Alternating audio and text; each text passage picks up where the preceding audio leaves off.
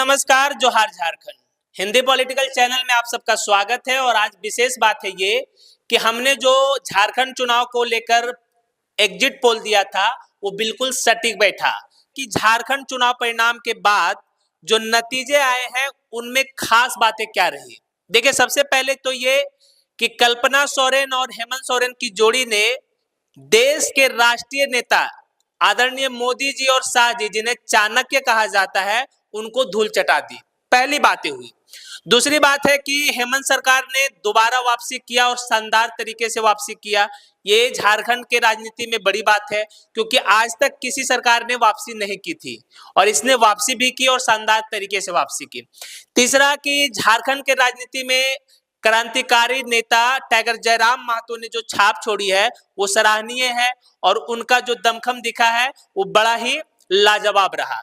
हालांकि उन्होंने सिर्फ एक सीट जीता, लेकिन जैसा उनके बारे में कहा जा रहा था कि ये बीजेपी की बी टीम है, वैसा नहीं है। उन्होंने अपने आइडियोलॉजी पर चुनाव भी लड़ा, ईमानदारी से चुनाव लड़ा और जीत भी हासिल की। आने वाले समय में टाइगर जयराम महतो और प्रभाव छोड़ेंगे।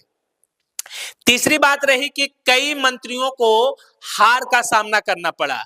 मतलब कि स्वास्थ्य मंत्री बन्ना गुप्ता हार गए, शिक्षा मंत्री बैद्यनाथ राम हार गए, बेबी देवी महतो चुनाव हार गई और बड़े बड़े चेहरे चुनाव हार गए।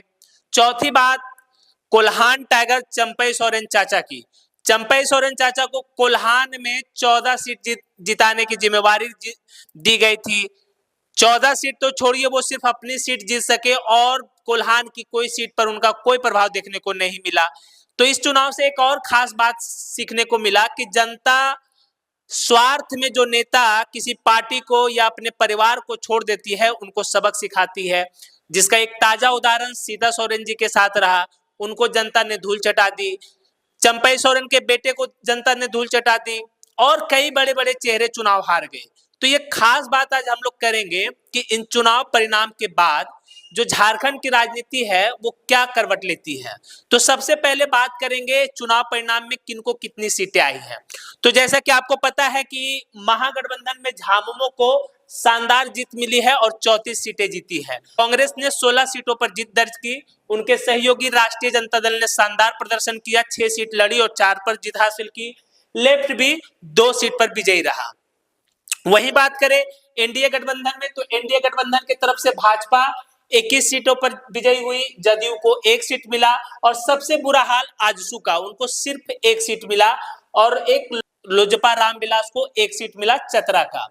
उसके बाद टाइगर जयराम महतो को 1 सीट मिला है, वो खुद वहां डुमरी से चुनाव जीते, हालांकि वो बेरमो से चुनाव हार गए हैं। अगर आप मेरे पुराने वीडियो को देखेंगे एग्जिट पोल वाले को, उसमें हमने स्पष्ट बताया था कि कांग्रेस ज्यादा से ज्यादा 16 सीटें जीत सकती है। हालांकि झामुमो के बारे में हमने बताया था 32 सीटें जीतेगी, 2 एक्स्ट्रा सीटें, 2 सीटें झामुमो ने ज्यादा जीती है। आरजेडी के बारे में हमने कहा था कि एग्जैक्ट 4 सीटें जीत सकती है और उनका परिणाम देखिए 4 सीटें जीती है। तो इस तरह से हमारा जो एग्जिट पोल था हिंदी पॉलिटिकल चैनल का वो बिल्कुल सही साबित हुआ। कुछ लोग कह रहे थे कि 23 नवंबर के बाद आप बात करेंगे, वीडियो में कमेंट किए थे, तो आज भी आप कमेंट कीजिए और हमारी सराहना कीजिए, हमारे चैनल को सब्सक्राइब कर लीजिए।